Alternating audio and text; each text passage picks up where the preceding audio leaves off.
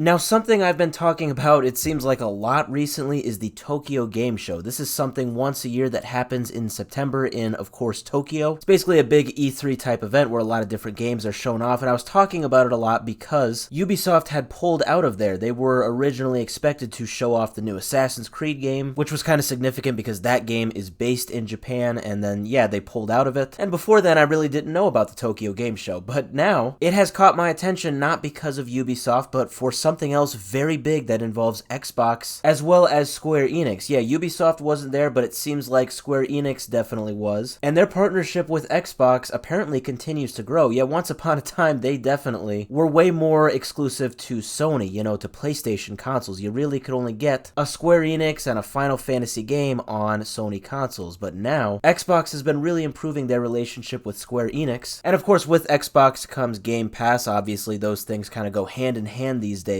And so announced just today at this Tokyo Game Show is something very big with Final Fantasy and Xbox. So there are actually a total of 8 different games, classic games that are all remakes from Square Enix that are now going to be available on Xbox. 2 of these being on the Game Pass actually, and then 6 just on the store. Now the 2 that are on Game Pass, admittedly, I don't think, at least to me anyway, are as big of a deal as the other 6, but I still do recognize these titles, and maybe I'm being a bit naive, maybe they are actually a big deal and I'm just not extremely aware of their legacy. So these 2 games are Trials of Mana and Legends of Mana. Now these were 2 classic titles. Trials was on the SNES and Legend was on the PlayStation 1. Now I recognize these titles because actually Secret of Mana, which is a predecessor of these 2 titles, is on actually my to play list. I still haven't gotten to it yet, but still these are 2 classic Mana games that I believe are still highly regarded as great games. And so I think both of these games actually have a remake, and so their remake is going to be available actually today on Game Pass. And actually, I shouldn't say it in the future tense. It is now available on Game Pass. Now, the other 6 games, like I said, are not available on Game Pass, but they are on the store, and I'm very excited about this. And I figured it was only a matter of time before this happened. This was actually released in 2021, so it did take 3 years, but it's finally available on Xbox. So this is actually the Final Fantasy Pixel Remaster. This is a remake of the first 6 Final Fantasy games. Yeah, I'm super excited about this because Xbox right now is my only game platform, and I have actually heard time and time again that the best Final Fantasy game ever is Final Fantasy VI.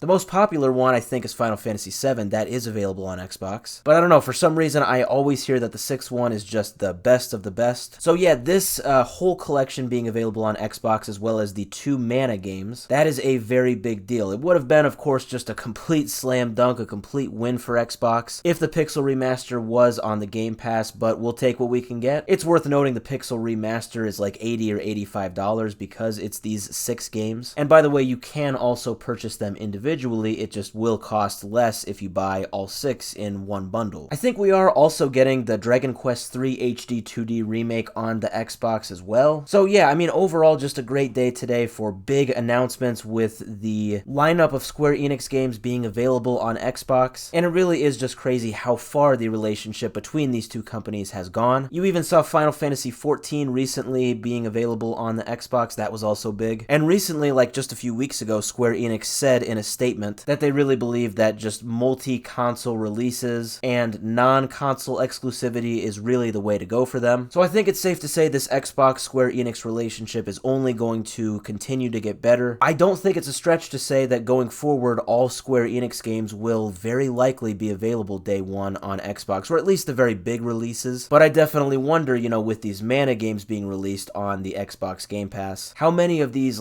very big titles will be on Game Pass, especially day one. I mean, that would be huge if we could see games like Kingdom Hearts 4 and Final Fantasy 17 eventually being available on the Game Pass. That all is, we'll have to wait and see if that actually happens. But with the Square Enix Xbox relationship getting just better as the days go on, I don't think it's out of the question.